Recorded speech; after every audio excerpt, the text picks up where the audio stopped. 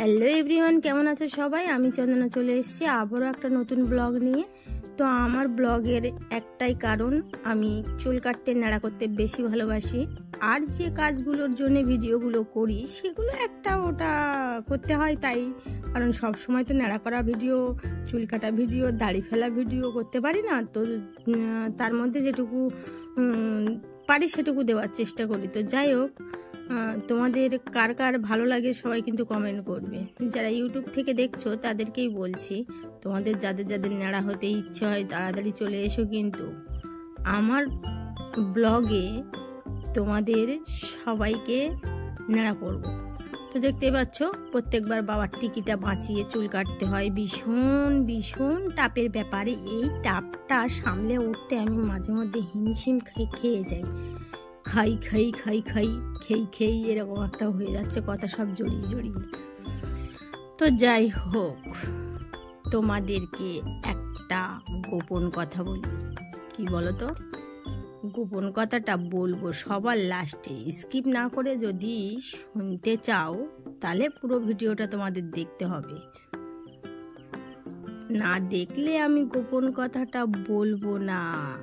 একটা গোপন কথা আছে কিন্তু বলবো না। তোমরা যদি আমাকে এই ভিডিওটা পুরোটা দেখে সাপোর্ট করতে পারো তাহলে আমি বলবো। পুরোটা দেখতে হবে, তাহলে তোমাদের একটা গোপন কথা বলবো, যে গোপন কথাটা কেউ কিন্তু কাউকে বলবে না, বুঝতে পেরেছো? তো গোপন কথা শোনার জন্য বাবার চুলটা কেমনভাবে কাটছি তোমাদের কিন্তু সেটা দেখতে হবে। যাদের যাদের এই চুল কাটার বা ন্যাড়া হওয়ার ট্রেনিং নেওয়ার ইচ্ছা আছে তারা কিন্তু চলে আসবে আমার বাড়িতে। আমি তোমাদেরকে ভালোভাবে ট্রেনিং দিয়ে দেবো যে কীভাবে চুল কাটতে হয়, কীভাবে ন্যাড়া করতে হয়। এমন চুল কাটা শিখিয়ে দেবো যে পরেক্ষণে ন্যাড়া হতে হবে, তাহলে দুটোই একসাথে হয়ে যাবে। চুল কাটারও কাটা হয়ে যাবে, ন্যাড়া হওয়ারও হয়ে যাবে। তো দোল লেখা কলা বেচার কলা বেচে, তোমরা কোনটা করতে চাও? দুটোই একসাথে করতে চাও? তাহলে ঝটপট চলে এসো আমার বাড়িতে। আমি তোমাদের শিখিয়ে দেবো কিভাবে চুল কাটতে হয়, কিভাবে ন্যাড়া হতে হয়। তো আমার বাবা সব সময় চায় আমার কাছে চুল কাটতে। যখন বাধ্য হয়ে পড়ে দেখে যে আমার সময় হয়ে উঠছে না, তখন বেচারা একটু যাওয়ার চেষ্টা করে খুব কষ্টে সেলুনেতে। তো যাই হোক, তারপর আমি যদি ফাঁকা থাকি তো চলে আসে। আমি এর আগে তোমাদের যে কটা চুল কাটা ন্যাড়া করা ভিডিও দেখেছি সবগুলোই প্রায় তোমাদের আমি নাইটি পরে দেখিয়েছি, কিন্তু এই ভিডিওটা সম্পূর্ণ অন্যরূপে শাড়ি পরে। কেমন লাগছে বলো? শাড়ি পরে চুল কাটছি। তো দুপুর হয়ে গেছে, বাবা একটু আমার বাড়ির টুকটাক এটা ওটা কাজকর্ম করে দিচ্ছিল। বাবা মা যখনই আসে তারা তো কাজের মানুষ, তাদের আবার হাত পা কুটকাট কুটকাট কুটকাট কুটকাট করতে থাকে। কাজকর্ম কখন করবে, কি করবে না করবে। যাই হোক, কাজ করছিল, করতে করতে অনেকটা বেলা হয়ে গেছে, আমার রান্না বান্না কমপ্লিট হয়ে গেছে। বাবা বলছে আমার চুলটা তাহলে কেটে দে। বাবার উদ্দেশ্য হচ্ছে চুল কাটতে আসা। তো এসে তো বসে থাকতে পারে না, কারণ সকালে আসলে তোমার অত সকালে তো চুল কাটে না, চান করার সময় চুল কেটে একেবারে চান করে নেয়। তো আমি চুল টুলগুলো কেটে দিয়ে বাবাকে আমি চান টান করিয়ে একবারে পরিষ্কার করে দিয়েছিলাম। তো এই ভিডিওটার পরে তোমাদের দেখাবো দাড়ি ফেলা ভিডিও। এই ভিডিওটার সঙ্গে যেমন প্রত্যেকবার জুড়ে দিই আমি দাড়ি ফেলাটা, সেটা এবার দেব না, কারণ সেই ভিডিওটা আলাদা করে তোমাদেরকে দেব। তোমরা যদি দেখতে চাও তাহলে কিন্তু সবাই অপেক্ষা করতে হবে সেই ভিডিওটার জন্য। সবাই অপেক্ষা করবে আর আমাকে বলবে যে কেমন হয়েছে দাড়ি ফেলাটা। তো যাই হোক, এরপরে যখন দাড়ি ফেলবো সেই ব্লগটা তোমাদের দেব। তো আমার বাবা তো সব সময়ের জন্য নিজেকে কাজে ব্যস্ত রাখে।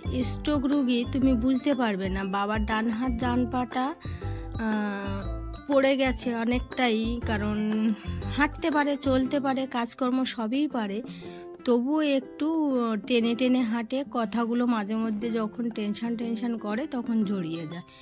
তো বাবা কাজে বিজি রাখে এই কারণে যেন রোগটা আবার যেন চাপ না দিতে পারে, যার ফলে বাবা জিনিসটা কাজের মধ্যে বিজি রাখে। তাই যেখানেই যাক, মেয়ের বাড়ি যাক, ছেলের কাছে যাক বা নিজে বাড়িতে থাকুক, তবে আগের মতন অতটা পারে না, কারণ বয়সের সাথে সাথে নিজেদের শরীরের ক্ষমতাটা তো অনেকটাই কমে যায়।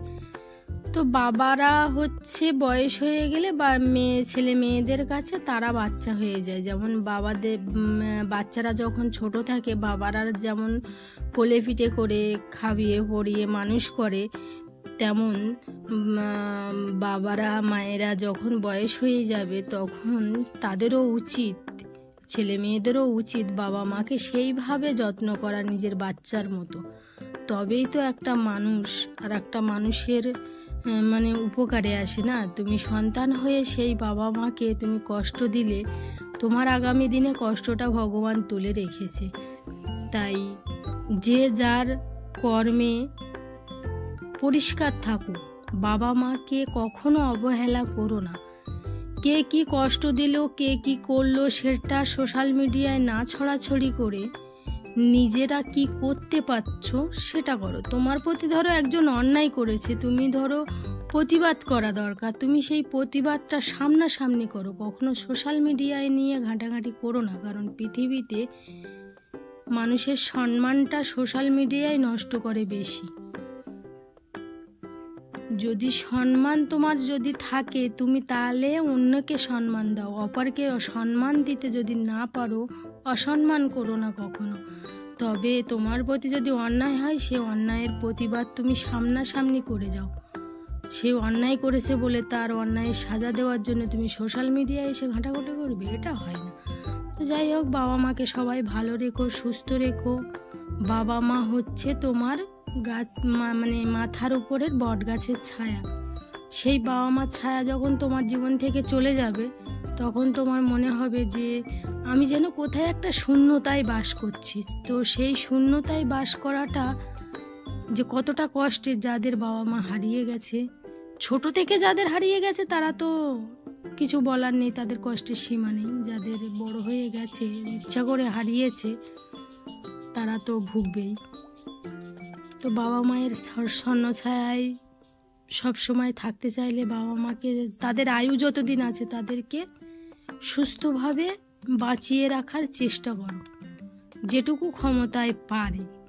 তারপরে তো উপরওয়ালার উপরে সবটাই ছেড়ে দিতে হয়, কারণ সে যেটুকু করবে সেটুকু। তবে তোমার ক্ষমতার বাইরে তাকে কিছু করতে বলবো না, তোমার ক্ষমতার মধ্যে থাকে যেটুকু সেটুকু তোমরা করো, কারণ এটা হচ্ছে তোমার কর্তব্য। সব বাবা মাকে ভালো রাখা সব সন্তানের কর্তব্য। তো যে গোপন কথাটা তোমাদেরকে বলছিলাম সে গোপন কথাটা হলো, এই ভিডিওতে যদি কেউ 1000 কমেন্ট করো তাহলে আগামীতে তোমাদের একটা ন্যাড়া করা ব্লগ আমি ছাড়তে পারি, ঠিক আছে? তো সবাই ভালো থেকো, সুস্থ থেকো, টাটা, সবাইকে ভালো রেখো।